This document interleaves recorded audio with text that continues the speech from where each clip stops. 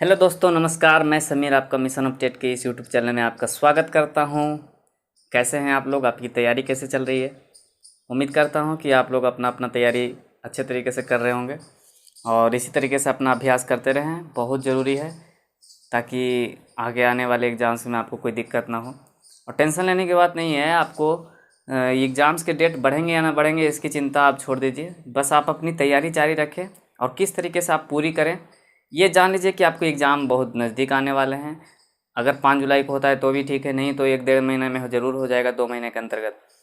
तो घबराने की बात नहीं है, आप लोग अभ्यास करते रहें, बेहद ज़रूरी है। आपको यहाँ थ्योरी वाला सेशन तो चल ही रहा है, साथ में आपके कुछ दिनों के बाद, लगभग 2-4 दिनों के बाद आपके क्वेश्चन वाले सीरीज भी आ जाएंगे, जिसमें आपके हिंदी पेडागोजी और इंग्लिश पेडागोजी, मैथ पेडागोजी और जितने भी पेडागोजिकल सेक्शन है उसको हम क्लियर करेंगे क्वेश्चन के माध्यम से। और उसमें जो थ्योरीज आपको निकल कर आएंगी आपको बताया जाएगा उस थ्योरी को इस सेशन में। तो सीडीपी वाले और साइकोलॉजी वाले सेक्शन में आपको बताया जाएगा। तो आज का सेशन स्टार्ट करने के पहले हम आज चर्चा कर लेते हैं कि विश्व पर्यावरण दिवस भी है।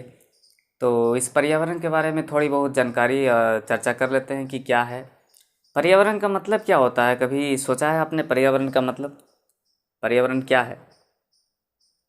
तो पर्यावरण का मतलब ये नहीं होता है कि बस आसपास एक पेड़ पौधा लगा दें कहीं और छोड़ दें उसके बाद। सबसे ज़्यादा ज़रूरी है कि हमारे आसपास के जितने भी जीव जंतु हैं, जीव जंतु भी हमारे वातावरण में आते हैं। तो सारे जीव जंतु और पेड़ पौधे जितने भी हैं उन सभी की रक्षा करना हम लोगों का कर्तव्य है। ये बेहद ज़रूरी है, ये बात सीखना ज़रूरी है कि हम लोग अपने पर्यावरण की रक्षा करें और जीव जंतुओं की भी रक्षा करें। उन्हें मारे काटे नहीं, और उनकी रक्षा करना भी बेहद ज़रूरी है क्योंकि उनसे हम हैं और हमसे वो है। तो एक दूसरे के सहारे ही हम इस पर्यावरण में रह पाते हैं। अगर किन्हीं का लोप हो जाता है तो हमारा ही क्षति है। तो आप अपने इस पर्यावरण दिवस पर कुछ ना कुछ करने की ज़रूरत है, और साथ में पेड़ पौधे भी लगा सकते हैं और उसकी रक्षा आप सेवा करते रहें। ये बेहद ज़रूरी है। पेड़ पौधे हमेशा नया लगा देने से ज़रूरी नहीं है।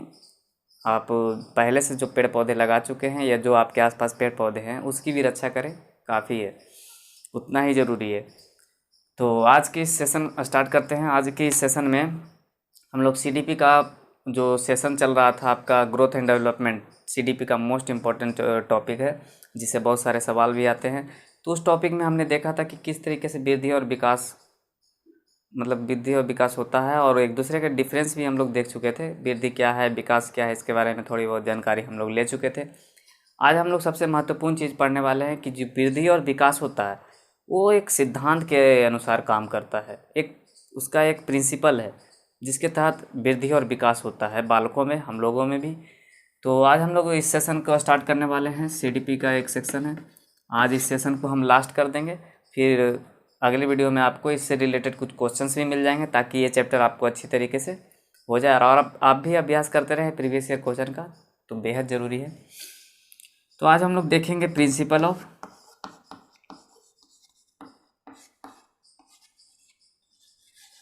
Growth and development.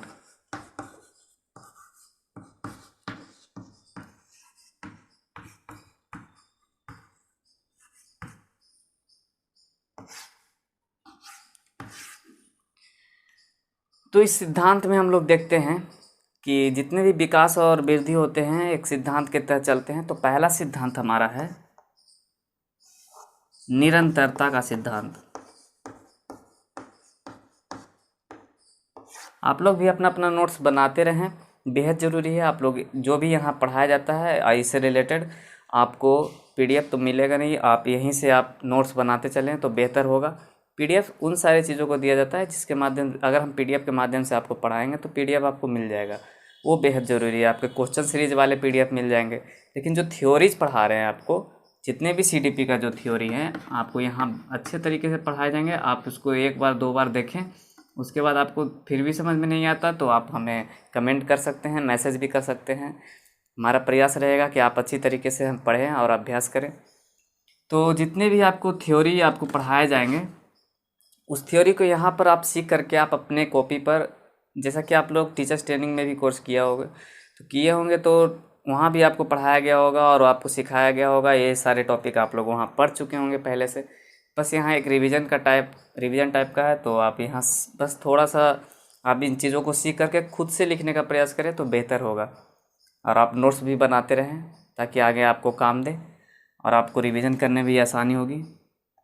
तो पहला है निरंतरता का सिद्धांत। इस सिद्धांत में देखते हैं कि क्या होता है। देखिए, बहुत सारी चीज़ होते हैं जो नाम में ही उसके अर्थ छिपे होते हैं और इसके नाम में भी अर्थ है। निरंतरता का सिद्धांत, प्रिंसिपल ऑफ कंटिन्यूटी, मतलब कंटिन्यूअस, निरंतर। कहने का मतलब हुआ कि जो हमारा वृद्धि और विकास होता है, हमारा या बच्चे का भी, तो बच्चे का या हम लोगों का जो वृद्धि और विकास होता है वो निरंतर होते रहता है। जन्म से पहले ही जब निषेचन होता है, अंडज बनता है, गर्भावस्था में ही हमारा वृद्धि स्टार्ट हो जाता है और मरते दम तक, जब तक हम मर नहीं जाते तब तक ये विकास और वृद्धि चलते रहता है हमेशा, कुछ ना कुछ। कभी वृद्धि ज़्यादा होता है तो विकास कम, कभी विकास ज़्यादा होता है तो वृद्धि कम, जैसा कि हम लोगों ने देखा था। तो निरंतरता में इतना ही सिद्धांत के अंतर्गत आता है कि जो हम लोग वृद्धि और विकास करते हैं वो गर्भावस्था से ही करते हैं। गर्भावस्था से पहले, जन्म से पहले माँ के गर्भ में ही स्टार्ट हो जाता है वृद्धि और विकास जो होता है।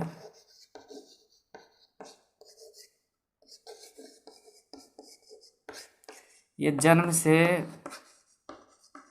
पहले से लगातार निरंतर मृत्यु पर्यंत तक चलने वाली प्रक्रिया है।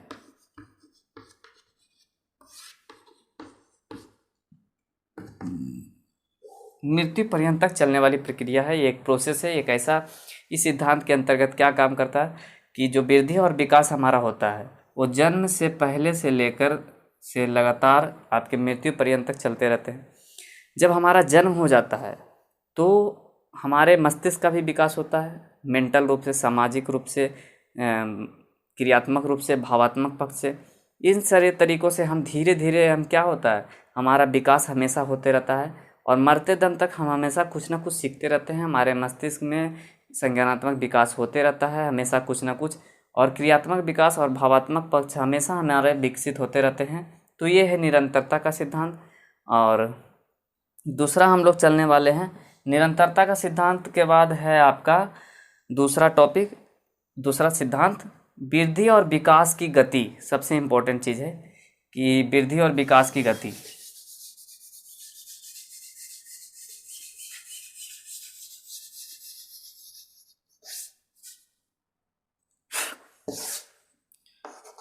दूसरा है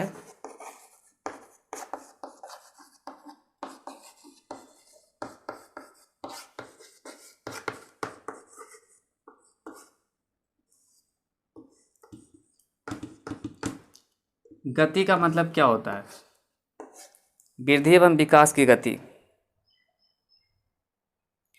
तो देखिए, वृद्धि और विकास की जो गति होती है ना, स्पीड, वो एक समान नहीं होती है, सभी अवस्थाओं में अलग अलग होती है और सभी बालकों में अभी भी अलग अलग होती है।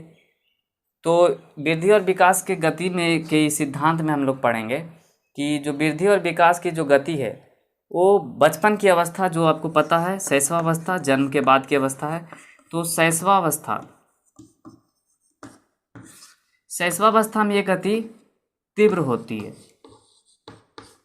जब हम लोग शैशवावस्था में होते हैं तो फिजिकली रूप से बहुत ज़्यादा ग्रोथ करते हैं। जिस स्पीड से हम लोग शैशवावस्था में बढ़ते हैं उस स्पीड से आप 7 से 8 साल की उम्र में, शैशवावस्था लगभग जन्म से 3 से 4 साल तक चलते हैं, 5 साल तक भी होते हैं। उसके बाद की जो अवस्था होती है लगभग 11 साल तक, 10 से 11 साल तक धीमी हो जाती है, प्रोसेस धीमी गति से चलती है। उसके बाद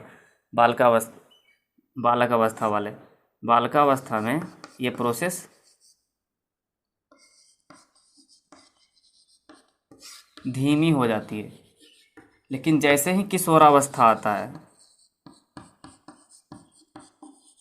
फिर किशोरावस्था में ये प्रोसेस तीव्र हो जाती है।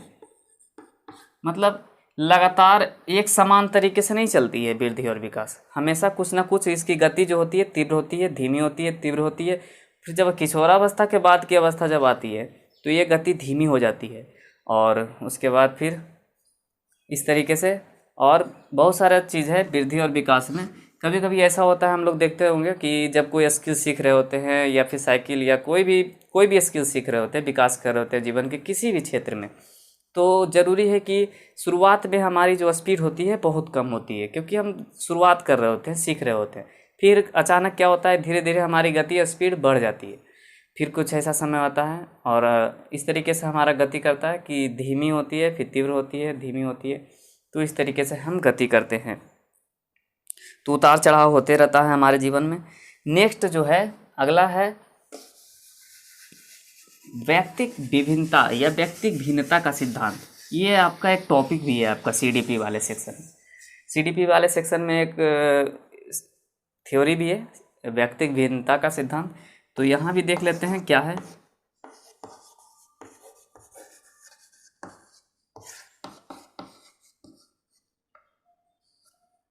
व्यक्तिक भिन्नता का सिद्धांत देखते हैं क्या है। इस सिद्धांत में क्या आएंगे, सबसे पहले हम जान लेते हैं कि व्यक्तिक विभिन्नता क्या है, व्यक्तिक भिन्नता क्या है। इसको जानना बेहद जरूरी है, तो सिद्धांत अपने आप समझ में आ जाएगा। तो व्यक्तिक भिन्नता का सिद्धांत, व्यक्तिक भिन्नता का मतलब होता है हर एक बालक, हर एक व्यक्ति एक दूसरे से भिन्न है किसी भी क्षेत्र में, या संज्ञानात्मक क्षेत्र में हो, फिजिकली हो, मेंटली हो, या फिर इमोशनली हो, किसी तरीके से सामाजिक रूप से हर एक व्यक्ति, हर एक बालक एक दूसरे से भिन्न होता है। चेहरे में भी, सोच में भी, चिंतन में भी, बहुत सारे चीज़ों में, हर एक क्षेत्र में मतलब एक दूसरे से भिन्न ही है। तो ये है व्यक्तिक भिन्नता। तो व्यक्तिक भिन्नता का सिद्धांत है, तो जब एक दूसरे से भिन्न रहेगा और जब हम स्वाभाविक रूप से हम कुछ विकास कर रहे होते हैं, हम नॉर्मल तरीके से हम अपने वातावरण में, जैसा वातावरण रहेगा जैसा हम लोग विकास करेंगे, तो स्वाभाविक रूप से हम लोग जो विकास करते हैं, वृद्धि और विकास क्या करते हैं, स्वाभाविक तरीके से वृद्धि और विकास जब होती है,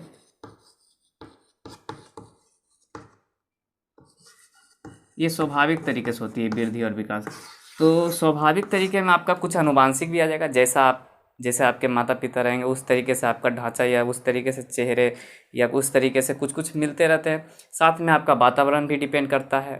तो वृद्धि और विकास स्वाभाविक तरीके से होने के बावजूद भी हर एक बालक एक दूसरे बालक से भिन्न होता है। इस सिद्धांत में यही आएगा कि हर एक बालक स्वाभाविक तरीके से वृद्धि और विकास करता है और एक बालक दूसरे बालक से भिन्न होता है। ये है आपका व्यक्तिक विभिन्नता का सिद्धांत या भिन्नता का सिद्धांत। नेक्स्ट टॉपिक है, नेक्स्ट सिद्धांत है क्या, विकास क्रम की एकरूपता। नेक्स्ट सिद्धांत यही है, विकास क्रम की एकरूपता आपका चौथा टॉपिक है, चौथा सिद्धांत है विकास क्रम की एकरूपता।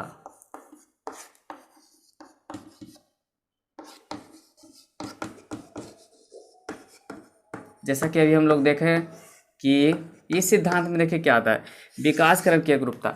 व्यक्तिक विभिन्नता के बावजूद हम एक दूसरे से भिन्न तरीके से वृद्धि और विकास करते हैं, इसके बावजूद भी बहुत सारी एकरूपता हैं हम लोगों में।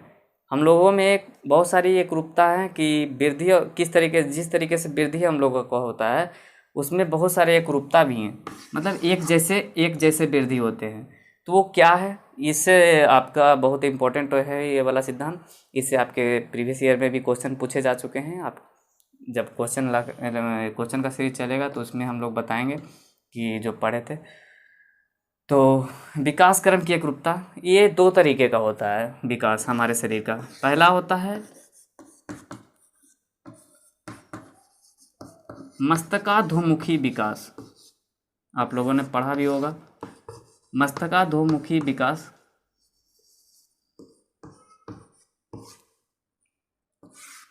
सिफेलोकॉटम डेवलपमेंट, अंग्रेजी भी लिख सकते हैं, सिफेलोकॉटम डेवलपमेंट, मस्तकाधोमुखी विकास। देखिए नाम में भी छुपा हुआ है, मस्तका मतलब मस्तिष्क, अधोमुखी विकास। तो मस्तकाधोमुखी विकास में क्या होता है कि इसमें जो विकास होता है हमारा, वृद्धि और विकास जो होता है, वृद्धि कह सकते हैं, वो लंबवत होता है, लंबवत होता है। कहने का मतलब अगर कोई बालक है,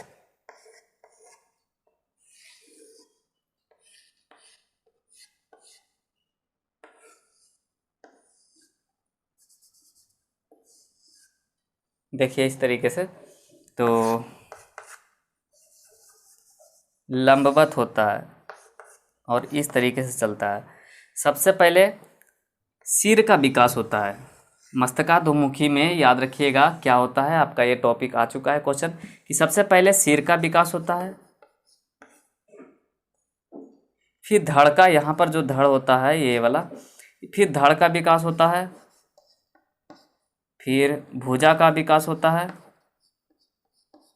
फिर पैर का विकास होता है।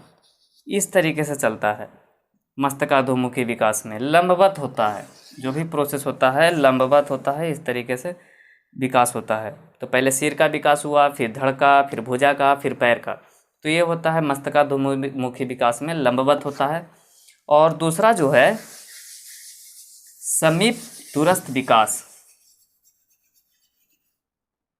दूसरा जो है समीप दूरस्थ विकास। तो देखिए इसमें क्या होता है, समीप दूरस्थ विकास में देखिए बालक था वो मिटा दिए,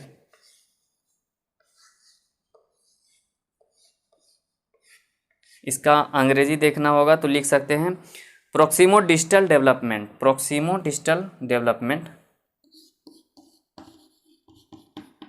प्रोक्सिमो डिस्टल डेवलपमेंट। तो इसमें क्या होता है कि केंद्र से बाहर की ओर होता है। इसमें विकास जो होता है क्या होता है, वृद्धि एवं विकास जो होता है केंद्र से बाहर की ओर होता है। याद रखिएगा इसमें केंद्र से बाहर की ओर। तो केंद्र से बाहर की ओर कहने का मतलब क्या होता है, आपका शरीर का सेंटर कौन होता है, कौन सा हिस्सा, आपके हार्ट, यहाँ। तो आपके हार्ट का विकास होता है, केंद्र में जो कुछ भी है, पेट के अंदर जो कुछ भी हिस्सा होता है उसका विकास होता है, जो भी है हाथ वगैरह, किडनी, लीवर, जो भी है इस चीज़ का विकास होता है। उसके बाद आपके पूरे बाह का विकास होता है, फिर उनके उंगलियों का विकास होता है। इस तरीके से इधर भी बाह का विकास होता है, मतलब इस तरीके से होता है। पहला क्या था, मस्तकाधोमुखी में इस तरीके से लंबवत था, और समीप दूरस्थ विकास में केंद्र से बाहर की ओर होता है, केंद्र से बाहर की ओर होता है इस तरीके से। और इसमें क्या था, इस तरीके से होता था। तो याद रखिएगा मस्तकाधोमुखी विकास, समीप दूरस्थ विकास, ये होता है विकास क्रम की एकरूपता। इतने व्यक्तिगत भिन्नता के बावजूद भी हमारा जो विकास होता है इसी तरीके से होता है। सभी बालक का, हम लोग का भी विकास इसी तरीके से होता है। तो अगला सिद्धांत हम लोग चलने वाले हैं,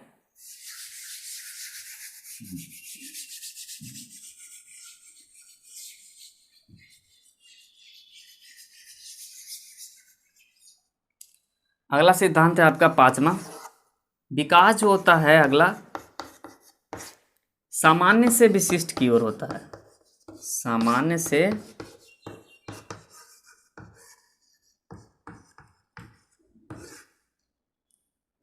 से विशिष्ट की ओर। देखिए आप समझ गए होंगे, सामान्य से विशिष्ट की ओर होता है। पहले हम नॉर्मल तरीके से, सामान्य तरीके से कोई काम करते हैं, फिर वो काम हमें, उस काम में हम महारता हासिल कर लेते हैं, तो वो विशिष्ट काम हो जाता है हमारा। फिर कहने का मतलब हम जो कुछ भी सीखते हैं नॉर्मल रूप से, जब कोई बच्चा होता है, देखे होंगे जब छोटा सा बच्चा होता है तो आपको उसको कोई भी काम करने के लिए तो पैर हाथ सब लगा देता है। तो फिर धीरे धीरे आप फिर, या कोई सामान आप उसको दीजिएगा तो सभी हाथ पैर दोनों मुंह से भी पकड़ेगा सभी तरीके से। फिर धीरे धीरे वो अपने अंगों को चलाना सीखता है, चलाते चलाते फिर हर एक अंगों पर वो कंट्रोल आता है, और उस तरीके से आप, वो क्या होता है, सामान से एक विशिष्ट अवस्था में प्राप्त कर लेता है। हम लोग भी जीवन के हर एक क्षेत्र में, हर एक अवस्था में कुछ ना कुछ हम लोग सीखते रहते हैं। तो सबसे पहले हम लोग सामान्य तरीके से सीखते हैं, बेसिक सीखते हैं, नॉर्मल तरीके से सीखते हैं। फिर वो चीज़ धीरे धीरे धीरे धीरे धीरे हम उन चीज़ों में महानता हासिल कर लेते हैं, और विशिष्ट रूप से हम उन चीज़ों को करने लगते हैं।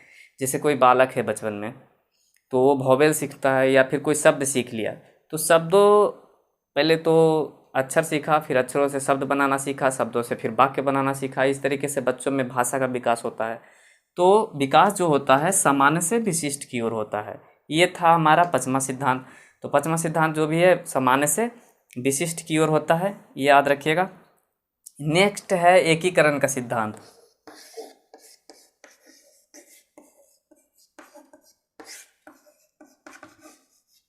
ये सिद्धांत भी वही है, वही चीज़ कहता है, एकीकरण का सिद्धांत। इस सिद्धांत में देखिए क्या होता है कि हमारा जो वृद्धि और विकास होता है ना, एकीकरण के सिद्धांत पर ही काम करता है। हमारा वृद्धि और विकास जो होता है एकीकरण के सिद्धांत पर ही काम करता है। हम लोग शुरुआत में जैसे कोई बच्चा को कोई काम दीजिएगा, मतलब या बच्चा को देखे होंगे हाथ पैर बहुत ज़्यादा चलाता है बचपन में, उसके बाद फिर धीरे धीरे अपने अंगों को कंट्रोल करता है। हाथ पैर किस तरीके से किधर मतलब चलना चाहिए उस तरीके से अपना कंट्रोल अपने हाथ में लेता है, अपने शरीर का कंट्रोल अपने धीरे धीरे करने लगता है। और जैसे मान लीजिए आप चलने वाले हैं, मतलब कि कोई चीज़ों को पकड़ते हैं, बचपन में बालक पकड़ नहीं पाता है, वो हाथ पैर लगाता है, उसके बाद फिर तो धीरे धीरे क्या होता है कि एकीकरण होने लगता है। शरीर धीरे धीरे अपने आप को कंट्रोल करने लगता है बालक, और अपना कंट्रोल अपने हाथ में ले लेता है कि अब उसके बाद फिर धीरे धीरे इस सिद्धांत के अनुसार जब बालक विकास करता है तो फिर एकीकरण की अवस्था प्राप्त कर लेता है इस सिद्धांत में। मतलब आप अब बालक को इस हाथ को सिर्फ चलाना है, या इस हाथ से किसी चीज़ को पकड़ना है, या इस हाथ से किसी को करना है, तो सिर्फ यही चलेगा, बाकी के अंग धीरे धीरे स्थिर होते चले जाते हैं। तो ये एकीकरण हो जाते हैं सिद्धांत में। एकीकरण का सिद्धांत ये है। नेक्स्ट है आपके परस्पर संबंध का सिद्धांत। कहने का मतलब होता है प्रिंसिपल ऑफ इंटर रिलेशन, एक दूसरे से संबंध होता है। तो देखते हैं अगला।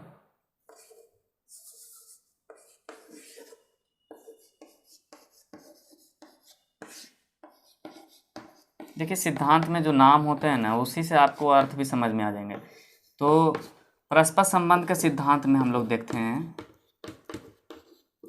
कोई कठिन टॉपिक है नहीं, ये सबसे सिंपल टॉपिक है। आपके जीवन में जितने भी चीज़ प्रैक्टिकली हो चुके हैं उसके थियोरेटिकल पार्ट हम लोग पढ़ रहे हैं। तो ये सारे सिद्धांत, परस्पर संबंध का सिद्धांत आपने देखा होगा कि विकास की जितनी भी अवस्थाएं होती है, दिशाएं होती है, जैसे सामाजिक रूप से, शारीरिक रूप से, मानसिक रूप से, संवेगात्मक रूप से, जितने भी तरीके होते हैं वो एक दूसरे से परस्पर संबंधित होते हैं। कहने का मतलब वो ये होता है कि विकास के किसी भी क्षेत्र में ये जरूरी है कि अगर आप शारीरिक रूप से स्वस्थ हैं, शारीरिक रूप से स्वस्थ हैं, तो ये जरूरी है कि इसका परस्पर संबंध आपको होगा कि आप मानसिक रूप से भी स्वस्थ हो जाएंगे, मतलब स्वस्थ होंगे, मानसिक रूप से भी स्वस्थ होंगे, ये जरूरी है। तो ये परस्पर सिद्धांत, परस्पर संबंध का सिद्धांत कहा गया है कि ऐसा कहा भी गया है कि स्वस्थ शरीर में ही स्वस्थ मस्तिष्क का विकास होता है। मतलब जब आपका शरीर स्वस्थ है तो आपका मस्तिष्क का विकास भी स्वस्थ तरीके से होगा। क्या होता है कभी कभार कि आपके फिजिकल ऑर्गन्स डैमेज हो जाते हैं, या किसी तरीके से विकलांग या कट या फिर किसी तरीके से गलत तरीके से नुकसान पहुंच जाते हैं शारीरिक का, तो मानसिक रूप से भी हम स्वस्थ रूप से नहीं रह पाते हैं। मतलब मानसिक रूप से भी हम डिप्रेशन में चले जाते हैं या फिर अस्वस्थ हो जाते हैं।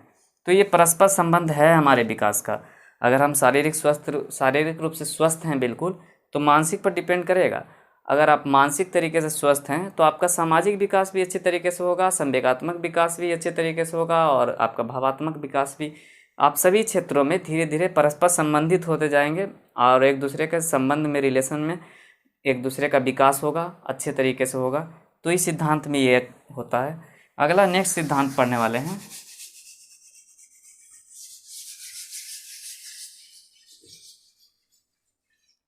ये था 7वां परस्पर संबंध का सिद्धांत।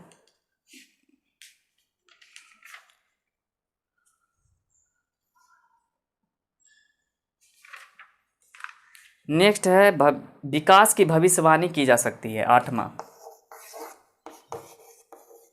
ये तो आपको पता है, विकास की भविष्यवाणी की जा सकती है।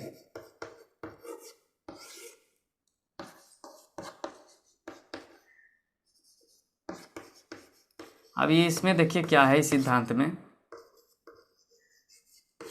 कि बचपन में देखते हैं कि बालक विकास कर रहा है। हम लोग भी देखते हैं अक्सर कि जब हम विकास कर रहे होते हैं तो घर वाले बोलते हैं कि ये काफ़ी लंबा होगा या फिर काफ़ी छोटा रहेगा, ये विकास कर नहीं रहा है, ये वृद्धि कर नहीं रहा है। तो इस तरीके से भविष्यवाणी हम लोग कर देते हैं। तो विकास की भविष्यवाणी हो सकती है, बचपन में देखते हो कि बालक बहुत तेज होता है पढ़ने लिखने में, तो अक्सर बोल देते हैं कि बच्चा अगर इसी तरीके से पढ़े तो आईएएस भी बन सकता है, टॉप कर सकता है अच्छे तरीके से, तो विकास की भविष्यवाणी की जा सकती है। ये भी एक सिद्धांत के तहत कार्य करता है। नेक्स्ट है विकास की दिशा का सिद्धांत।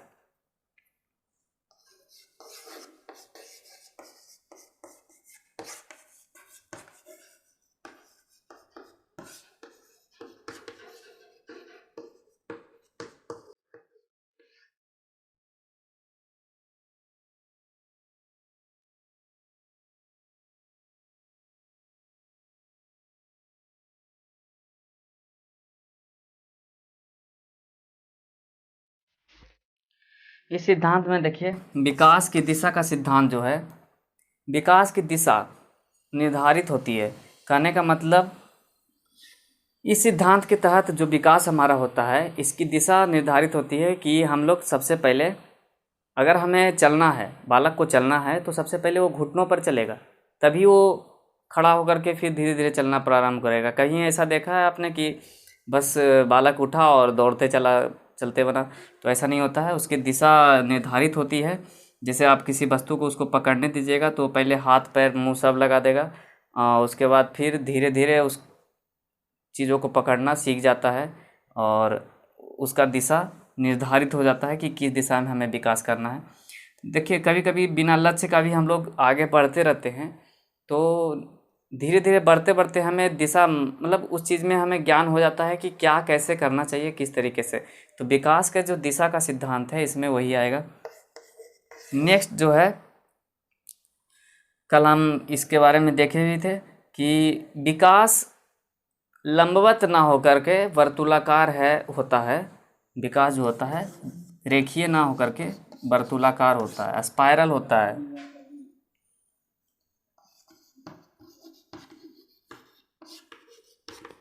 लंबवत ना होकर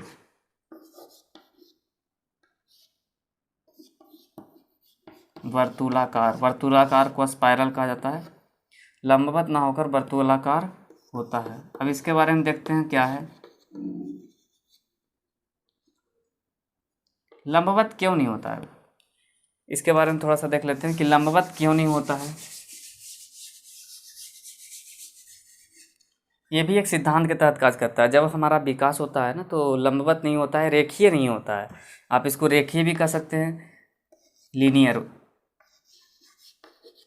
रेखीय ना होकर के वर्तुलाकार होता है, स्पाइरल जिसको कहते हैं, और ये लीनियर।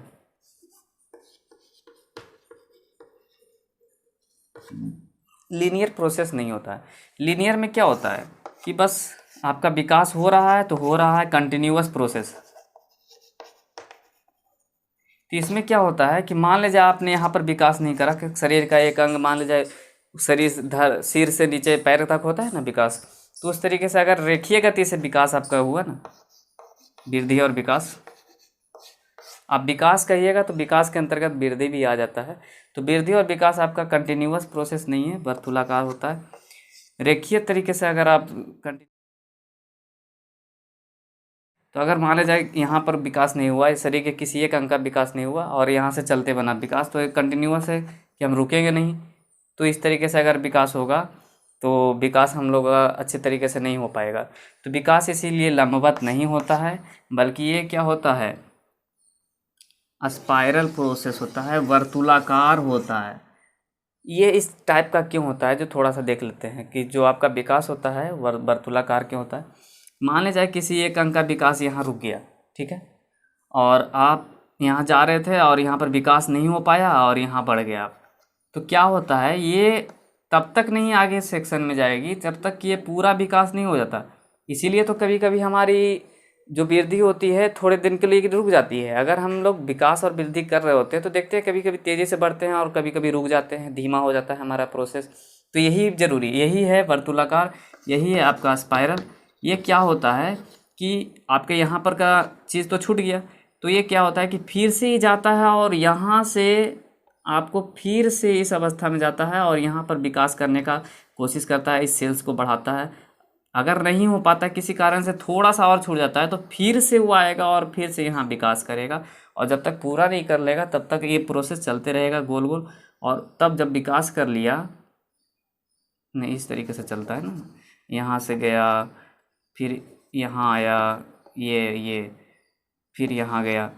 तो मान लीजिए अगर आपका यहाँ विकास नहीं हुआ है तो ये यहाँ जा कर के फिर गोल घूमेगा और यहाँ पर आएगा, फिर अगर कहीं छूट गया है तो फिर गोल घूमेगा फिर यहाँ पर आएगा, और इस तरीके से अगला सेक्शन में फिर जाएगा, फिर अगला तरीके से, और इस तरीके से हमारा विकास होता है। इसलिए ये स्पाइरल होता है। अच्छी तरीके से समझ गए, इस सिद्धांत के तहत भी ये सारा कार्य होता है, इसलिए स्पाइरल होता है। अगर कंटिन्यूअस प्रोसेस रहता तो हम लोग का विकास अगर कहीं छूट गया होता तो वहीं छूट गया होता। कभी कभी किसी अंग में देखे होंगे कि हम एकदम नहीं होता है तो वहाँ पर भी कुछ ना कुछ दोष या कारण होते हैं कुछ। तो ये सिद्धांत जो था आपका इम्पोर्टेंट है, इसके बारे में जानना। नेक्स्ट जो है आपका वृद्धि और विकास जो है सबसे इम्पोर्टेंट चीज़ है, आपको बताया था 11 नंबर में। ये जो विकास होता है, वृद्धि और विकास होता है जो वातावरण और आनुवांशिक का परिणाम होता है, अंतःक्रिया का परिणाम होता है दोनों के। तो वृद्धि और विकास जो होता है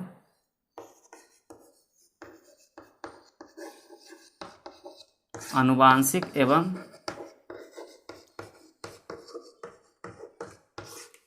वातावरण के अंतःक्रिया का परिणाम।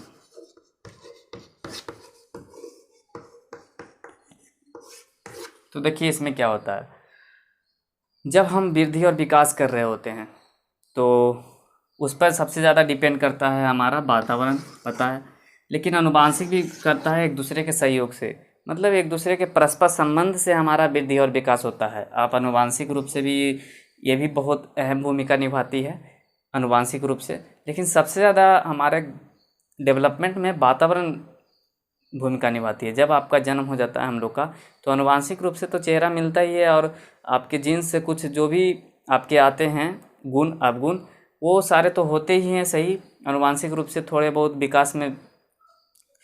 लेकिन सबसे ज़्यादा ज़रूरी है वातावरण।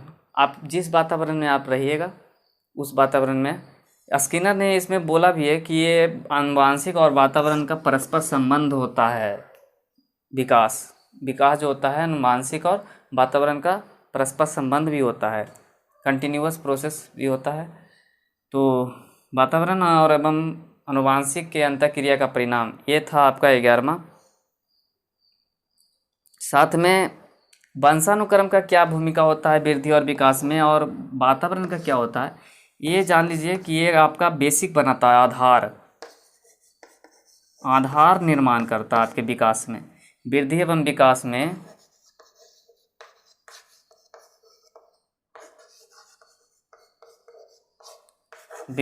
विकास में ये आधार का निर्माण करता है।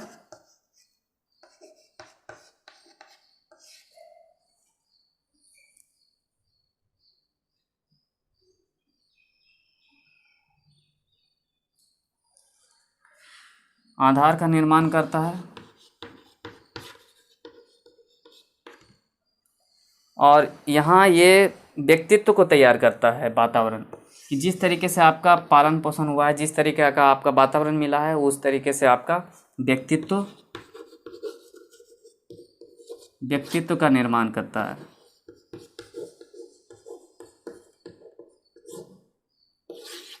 कौन? आपका वातावरण। ये जरूरी है।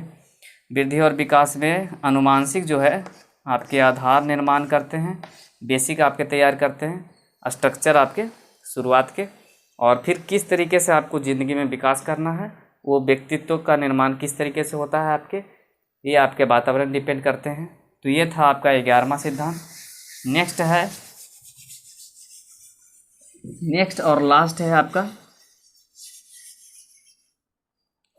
परिपक्वता एवं अधिगम का सिद्धांत।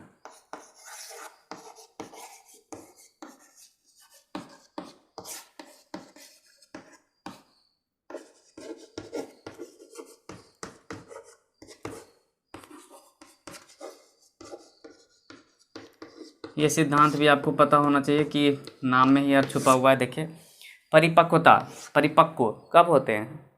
जब आप किसी चीज़ में काम करते करते ज़्यादा दिन हो जाता है, विशिष्टता प्राप्त कर लेते हैं, तो आप वो धीरे धीरे उन चीज़ों में आपका एक्सपीरियंस आ जाता है, आप परिपक्व होने लगते हैं। तो शुरुआत में आप सीखते हैं, पहले सीखने के बाद आप जब परिपक्व हो जाते हैं तो उस परिपक्वता के आधार पर आप किसी और कार्यों में भी अपना बुद्धि, अपना दिमाग लगाते हैं, और इस परिपक्वता के आधार पर किसी नए काम को जब आप करते हैं तो उसमें भी आपका अधिगम होता है, कुछ ना कुछ नया सीखने को मिलता है। इस परिपक्वता के आधार पर आप कुछ नए कार्यों में आपको कुछ अधिगम करने को मिलता है। अन्य कार्यों में ये आपको परिपक्वता बहुत ज़रूरी है। इसलिए कहा जाता है कि बुज़ुर्गों से हेल्प लेना बहुत ज़रूरी होता है, बुज़ुर्गों की बात मानना बहुत ज़रूरी होता है, ताकि आप किसी नए कार्य जब आप नए काम करने जा रहे हैं उस क्षेत्र में, तो आपको कुछ नया सीखने को मिलेगा, कुछ अच्छा सीखने को मिलेगा। तो इसलिए ज़रूरी है, आपके अगर विकास कर रहे हैं अगर आपके बच्चा विकास कर रहा है तो ज़रूरी है कि उसके परिपक्वता को भी ध्यान में रखा जाए, कि साथ में वो उस परिपक्वता के आधार पर अन्य कार्यों में भी कुछ नया सीखने को मिलेगा और अधिगम भी होगा। तो इस सिद्धांत में यही परिपक्वता ग्रहण कर लेता है और अन्य कार्य में बालक की मदद भी हो जाती है और बच्चा कुछ ना कुछ सीख जाता है।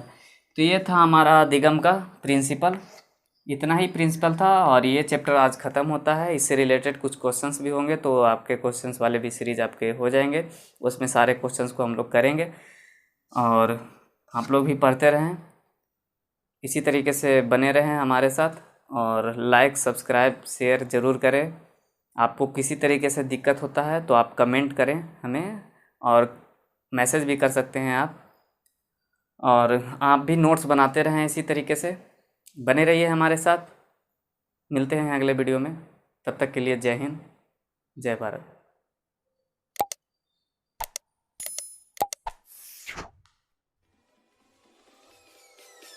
Peace.